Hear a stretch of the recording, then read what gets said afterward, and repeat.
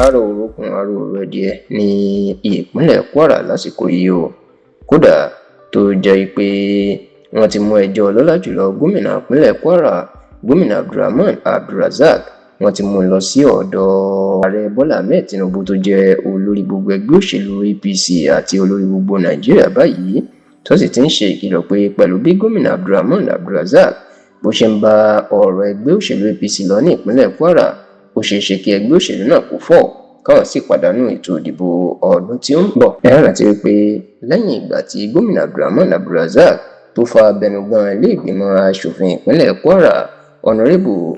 Danladi Saliu Yakubu tó fà á sílẹ̀ pé òun ni olùdíje tí yóò gba ipò gómìnà lọ́wọ́ òun lọ́dún tó ń bọ̀, inú àwọn ọmọ ẹgbẹ́ òṣèlú APC kan inú wọn ò ti dùn, tọ́rọ̀ sì ti di ariwo ńlá. Eléyìí gan inú ó sì jẹ́ ìkí awuyewuye kó bẹ̀rẹ̀ nínú ẹgbẹ́ òṣèlú APC, ṣùgbọ́n lópin ọ̀sẹ̀ tó kọjá ní làwọn àgbà ẹgbẹ́ òṣèlú APC kan tí olóyè Bámisáyé Àyẹni tó ṣíwájú wọn ni wọ́n máa mú ẹjọ́ gómìnà Abdulrahman Abdulrazak lọ sí Àbújá ní ilé ẹgbẹ́ APC àti lọ́dọ̀ àwọn ààrẹ ilé ìgbìmọ̀ aṣòfin àgbà l'Àbújá àti mínísítà ọ̀rọ̀ ìdájọ́ lórílẹ̀‐èdè yìí tóun náà wá láti ìpínlẹ̀ Kwara Abdulateef Fagbemi láti fi ẹjọ́ gómìnà Abdulrahman Abdulrazak sùn pé ibi tó ń bọ̀ ọ̀rọ̀ ẹgbẹ́ lọ báyìí ó ti fẹ́ forí ẹgbẹ́ ṣánpọ́n o. Àwọn àgbààgbà ẹgbẹ́ míì tó tún wà níbẹ̀ níbi tí wọ́n ti lọ fẹjọ́ Abdulrahman Abdulrazak sùn ní Ọ̀túnba Bíọ́dún Ajíbóyè tí ó di ipò ńlá mú nínú ìjọba àpapọ̀ lásìkò yìí,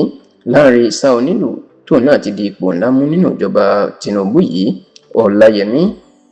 Ẹ̀dà Ọláyẹmí tóun jẹ́ alága ẹgbẹ́ òṣèlú APC lápá gúúsù, gbogbo wọn láfẹjọ́ Abdulrahman Abdulrazak sùn tó sì ní níbi tí ọ̀rọ̀ dé dúró yìí ìṣọ̀kan ẹgbẹ́ òṣèlú APC ó ti fẹ́ dópin, ó sì ṣeé ṣe kó ṣàkóbá fún àwọn nínú ètò ìdìbò ọdún tí ó ń bọ̀.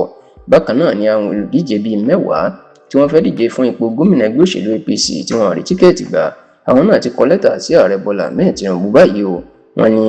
ìwà tí gómìnà Abdulrahman Abdulrazak ń wù wọ́n ló léwu. Wọ́n ní báwọn ṣe gba ìjọba lọ́wọ́ ẹgbẹ́ òṣèlú PDP àti sẹ́nẹ́tọ̀ Bukola Saraki lọ́dún 2019 pẹ̀lú ariwo tó gẹ́, wọ́n ní ó ṣeé ṣe kí gbogbo ìgbìyànjú àwọn náà kí gbogbo ẹ̀ forí ṣánpọ́n nítorí pé gómìnà ó ti fẹ́ da nǹkan rú báyìí.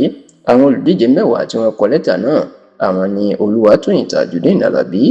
Ahmad Mahmood, Tajudeen Audu, Abdulazeez Salako Muideen Ọláníyì, Yahya Siriki Gambari, Saliu Mustapha,